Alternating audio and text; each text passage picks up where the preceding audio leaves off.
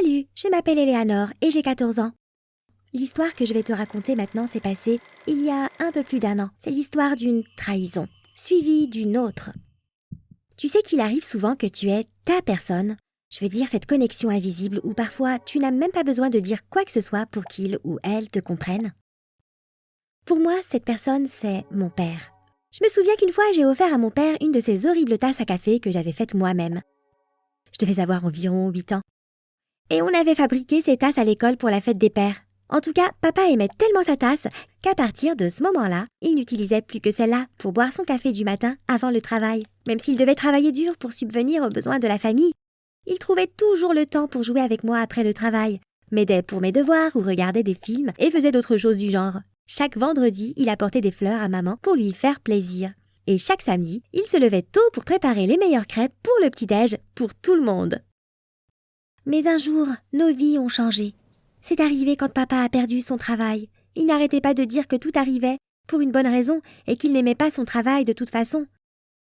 Mais j'ai vu à quel point il était malheureux.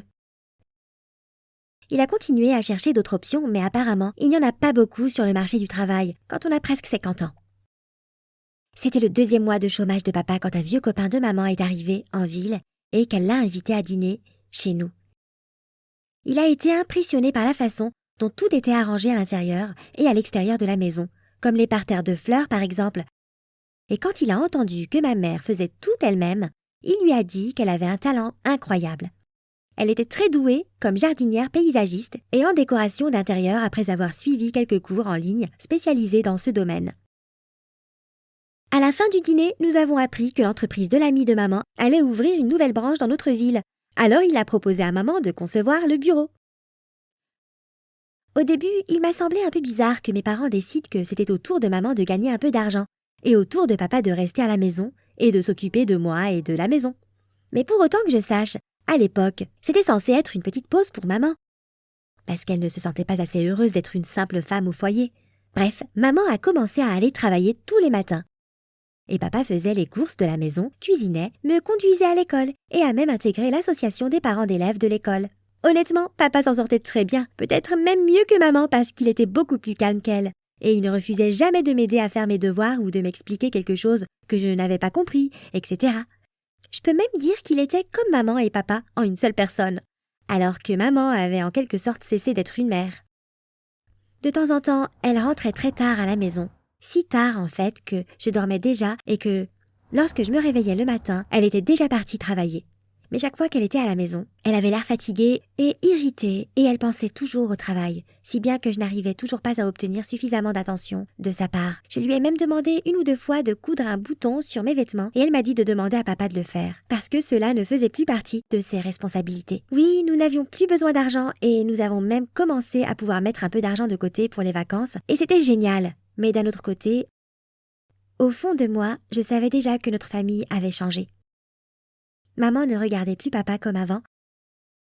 Et lui, au début, essayait de la faire rire comme il le faisait toujours, mais ensuite, il a abandonné toute tentative. Et puis, une nuit, j'ai été réveillée par un boucan pas possible. Mes parents étaient en train d'avoir une grosse dispute. Franchement, je n'ai jamais entendu mon père crier comme ça de toute ma vie. Et puis, j'ai entendu un bruit sourd et quelque chose qui ressemblait à l'ouverture et à la fermeture des portes du placard. Pendant quelques minutes, je suis restée allongée dans mon lit en me demandant si je devais faire quelque chose immédiatement ou si c'était mieux d'attendre. Et finalement, quand j'ai entendu quelqu'un descendre les escaliers, j'ai décidé d'aller voir et c'est là que j'ai vu mon père. Il portait un manteau, comme s'il allait sortir. Il m'a jeté un regard plein de pitié et m'a dit qu'il me reverrait très bientôt. Et ce n'est que lorsqu'il m'a tourné le dos pour saisir la poignée de la porte que j'ai remarqué les 2 valises qu'il avait avec lui. En te disant tout cela, je ressens la même chose qu'à l'époque. Une peur tellement puissante qu'elle t'empêche de faire le moindre mouvement. Et les pensées dans ta tête défilent si vite que tu n'as pas le temps de saisir ne serait-ce que l'une d'entre elles. Bien évidemment, je n'avais plus du tout sommeil après ça. Je me suis précipitée dans la chambre de mes parents pour voir ma mère et lui dire que papa nous avait quittés et qu'elle devait l'arrêter, etc. Ma mère était là, assise sur le lit et elle sanglotait. Tu sais, J'ai commencé à pleurer aussi, et j'ai essayé de la forcer à descendre pour récupérer mon père, mais elle était assise là et ne montrait pratiquement aucune réaction à mes paroles. Soudain, j'ai ressenti une grande colère envers maman. J'ai pensé que c'était elle qui avait cessé d'être l'épouse aimante et qui était coupable de tout parce qu'elle avait commencé à travailler de longues heures, ce qui a fait que mon père ne se sentait plus aimé et nécessaire. Je pleurais et criais tout cela à ma mère, la blâmant pour tout. Je suppose que c'était quelque chose comme une crise de nerfs, dans une certaine mesure. Puis, j'ai fini par dire que dès que papa aurait trouvé un endroit pour vivre, je voudrais emménager avec lui et quitter ma mère froide et sans cœur. Apparemment, ces mots ont eu un impact sur ma mère car elle m'a regardée avec ses yeux pleins de larmes, de ressentiment et même d'indignation.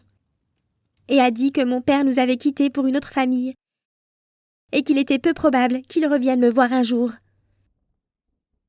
Je ne vais pas te faire perdre ton temps en racontant que mon monde s'est effondré pour la 2e fois en une nuit quand j'ai entendu tout ça, parce que je pense que c'est assez évident. J'ai pleuré toute la nuit, repassant le scénario dans ma tête encore et encore. Et le matin, j'ai décidé que même si j'aimais beaucoup mon père dans ce genre de situation, je devais juste soutenir ma mère. C'est pourquoi, quand 2 jours plus tard, mon père m'a appelé pour parler, j'ai choisi de ne pas décrocher le téléphone. J'étais très en colère contre lui, et bien que je me sente coupable de l'ignorer, et que je savais que mon comportement allait lui faire du mal, j'avais décidé de le punir pour sa trahison. J'ai donc torturé mon père et moi-même, pendant quelques semaines encore, jusqu'à ce que je découvre que j'étais à côté de la plaque. C'est arrivé environ 1 semaine après le départ de papa. Un soir, j'ai vu maman, qui était de super bonne humeur, et en juger par son apparence, elle allait certainement sortir. Elle m'a dit qu'elle avait une réunion importante, et cette fois-là, je l'ai cru. Mais quand le soir suivant, la situation s'est répétée, il m'a semblé que maman était revenue à la maison, un peu plus joyeuse et souriante qu'en temps normal. Et puis, j'ai commencé à remarquer que son ami, tu te souviens celui qui avait offert un emploi à maman, commençait à passer à la maison assez souvent. Au début, ils essayaient d'inventer des excuses pour sa présence, comme le fait qu'il devait apporter quelque chose que maman avait oublié au bureau, et ainsi de suite. Mais rapidement, il restait pour le dîner, et même pour la nuit. J'ai découvert cela en me réveillant le matin, et en voyant sa voiture dans notre jardin, et sa veste dans le couloir. Je n'avais pas besoin d'être Einstein pour comprendre que lui et maman avaient une liaison, et j'ai pensé que c'était inapproprié compte tenu du fait que cela faisait seulement quelques semaines que papa nous avait quittés. J'ai essayé d'en parler à maman, mais la discussion s'est transformée en dispute. Maman a dit que j'étais trop jeune pour juger de sa vie, et j'ai répondu que quoi que papa lui avait fait, elle n'avait pas le droit de se comporter comme ça. Puis elle a dit que papa n'avait rien fait, et que c'était elle qui l'avait jeté hors de la maison, pour être avec l'homme qu'elle aimait vraiment. Pour la 2e fois, mon monde était anéanti. J'étais effondrée, complètement choquée d'avoir été trahie une nouvelle fois. Bien sûr, je me suis empressée de m'excuser auprès de mon père de l'avoir ignoré tout ce temps, d'avoir été impolie avec lui et d'avoir pensé qu'il aurait pu faire quelque chose qui pourrait nuire à notre famille. Heureusement, mon père a un cœur énorme. Il m'a serrée dans ses bras et m'a dit qu'il n'était pas du tout fâché et que peu importe où la vie nous mènerait, il serait toujours là pour moi. Après les procédures officielles de divorce, et compte tenu du fait que mon père n'avait toujours pas trouvé d'emploi et de stabilité dans la vie, le juge a décidé que je devrais vivre en permanence chez ma mère et rendre visite à mon père, selon un calendrier.